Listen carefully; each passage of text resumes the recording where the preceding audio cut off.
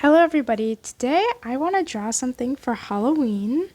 And so I'm thinking maybe like a circle of Halloween items with like Halloween in the middle or something like that. I still don't have a definite plan, but I think I'm just going to jump into it. So I've got a new page in my sketchbook ready. Make sure to hit that subscribe button and let's just get right into the video.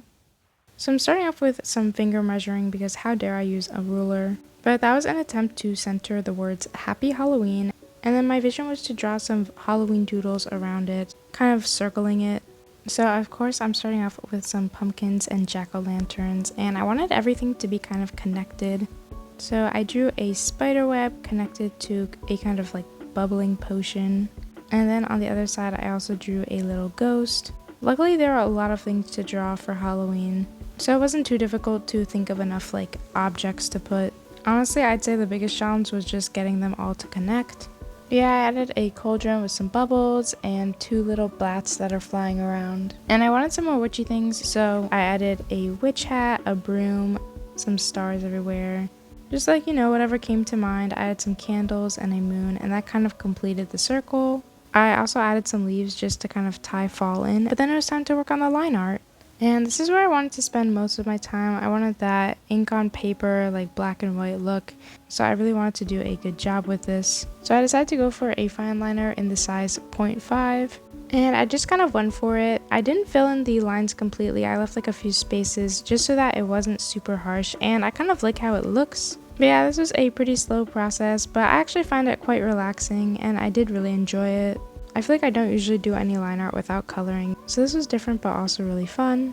And it was also quite satisfying and mindless because I was just kind of tracing lines I'd already drawn. But yeah, I tried to incorporate some filled in black parts, so like I did the eyes and mouth of the ghost, the spider, and then later I also fill in the eyes and mouth of the jack-o'-lantern. The bottle of potion or whatever I'm working on now is definitely one of my least favorites. I feel like it just turned out a little wonky and dare I say ugly, but it's alright, it's just one part of it. But yeah, I'm just kind of continuing around the circle. I added some stars and circles in, and of course I'm doing the leaves. And here's me filling in the eyes of the jack-o'-lantern. I definitely think it makes it look better and also just fit in more since I have some colored in black parts all around. And I'm moving on to the bats on the left. And I'm also filling these in, which means I didn't have to do a super good job outlining them because I could just fill in any mistakes I made, but then I just filled those in. And don't worry, I switched to a thicker pen because that one was taking forever. And I don't know, I think they're really cute, and even though they're all filled in, I think you can definitely still tell what they are.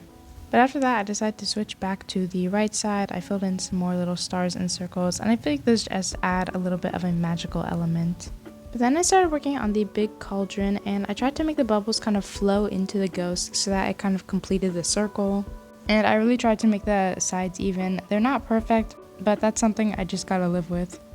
I also worked on the witch hat next to it, and I added another little star on it just like the other stars I've been putting around. And then I just moved on to the broom, and I made sure to add some lines inside to act as the bristles.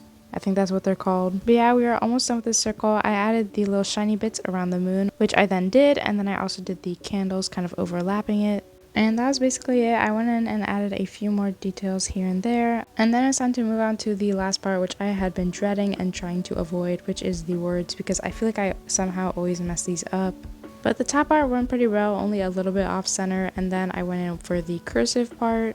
It actually wasn't too bad, just that the two E's are kind of uneven. But that's alright, it just gives it character, right?